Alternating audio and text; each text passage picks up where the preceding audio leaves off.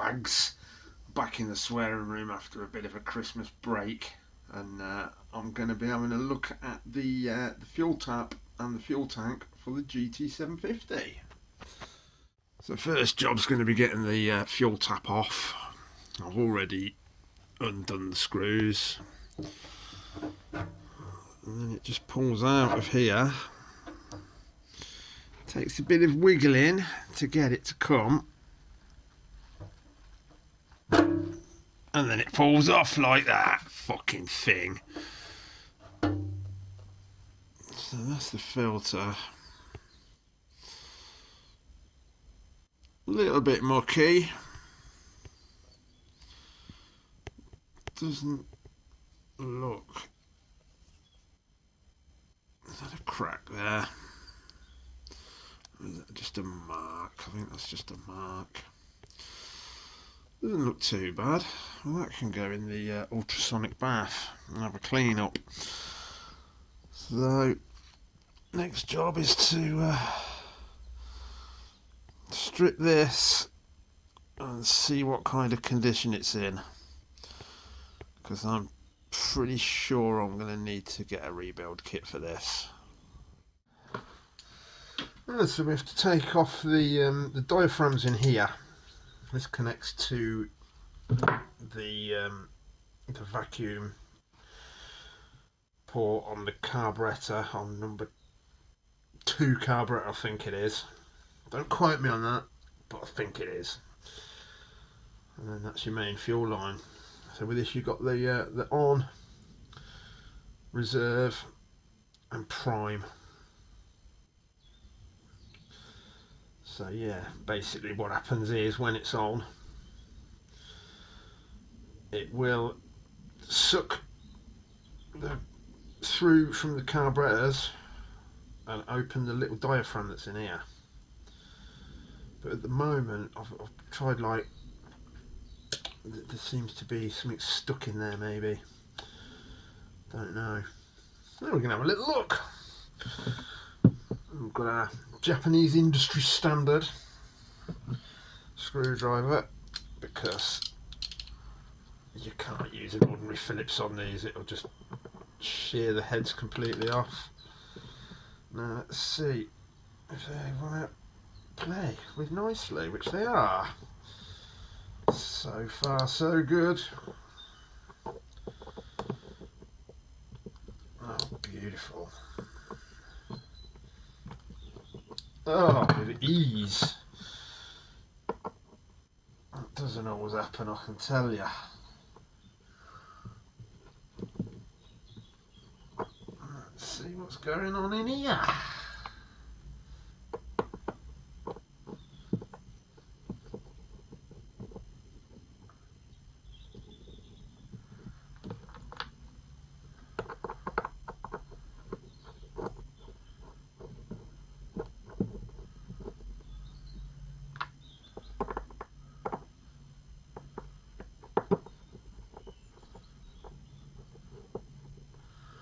I really should get the professor to do this job, because my eyes are not always kind to me. Right.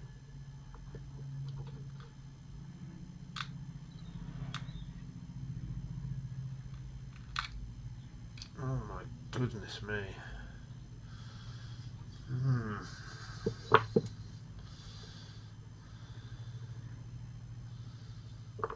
Seems to be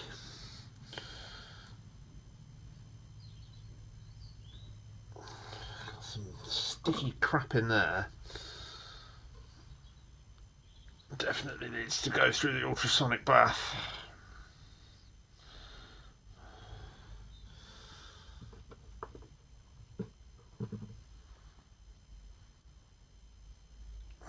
The bloody hell have they used on that?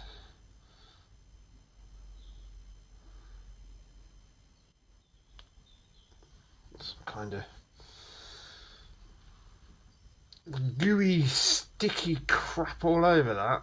If it's, I don't think it's like an old sealant or anything, it's just some kind of Don't know what it is. Oh well, it doesn't actually look in that bad a condition. The spring's moving quite well.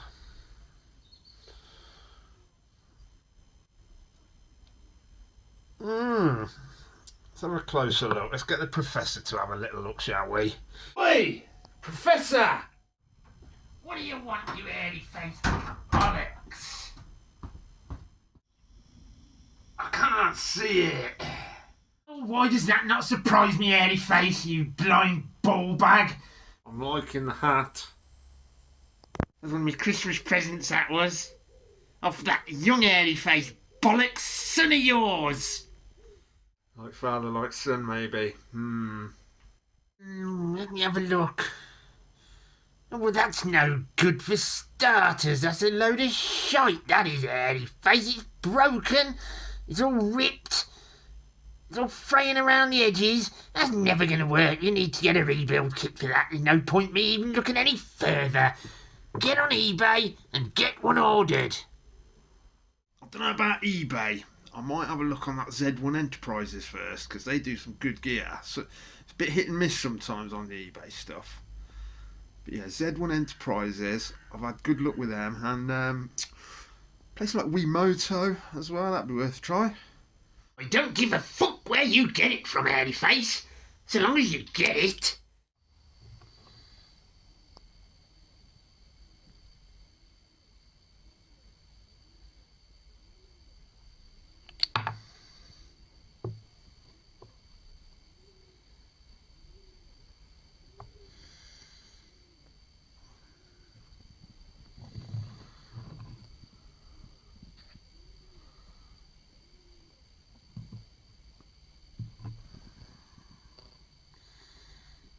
So eBay ended up providing the goods. Fuck it. 18 quid. Rebuild kit on the way. And I'm going to get this in the ultrasonic cleaner now, because it is absolutely filthy. The state of it.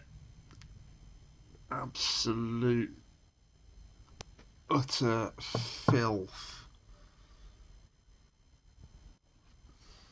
These diaphragms are absolutely shot. Good for nothing. So that can all fuck off. And I shall await the delivery in a few more days. I'll get them into the cleaner. We've had a couple of 25-minute blasts in the cleaner. Still this layer of varnish or whatever shite it is on there.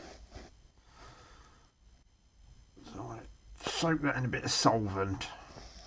See if I can soften that up and remove it a bit. Everything else looking pretty alright, really. Just giving that a blow through with the compressor, that seems to be all clear. I've got this layer of grime on the outside, which is really stubborn. As long as the insides are clean. Nice bit of mucky solution there. I might give it a rinse out, clean the solution, give it another go after they've had a soak in some solvent. And see how that looks later on. That's looking a little bit better now. There's solvent in it. I've got most of that varnish off, so I'm going to give it another blast through the cleaner. And see how it looks after that.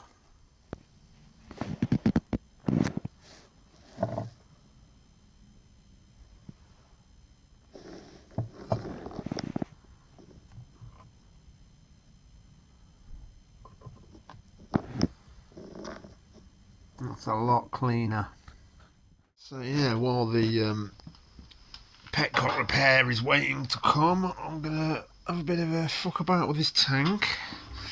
See if we can get it cleaned out a bit. It's a little bit mucky in there. Give it a good bit of rust remover. A bit of a vapor rust in there. Way up, standing on the bubble wrap. So what I'm going to have to do, I'm going to have to seal it off where the petcock goes. So what I'm doing, I've got a piece of inner tube big enough to fit over. And then I'm just going to bolt that back down with a little retaining plate. And I've got this piece of angle iron, and the holes just don't quite line up. So I'm going to file them back a little bit and bolt that down and see if it'll hold liquid. Now rounded file, and just drop that down a little bit. Don't take long to rip that down with the file. Make it a little bit oval. And, see if that's any closer. No, not yet. Not far off.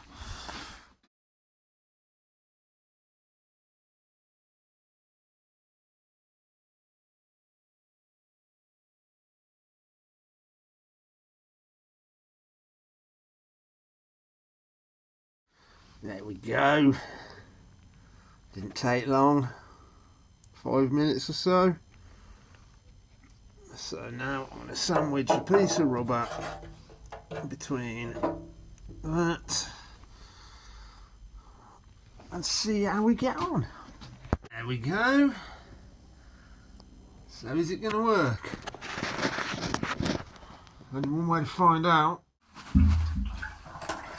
It appears to be holding the liquid so far. No wet spots under it, I think, so leave that in there, keep rotating it over the next few hours and days and however long it takes.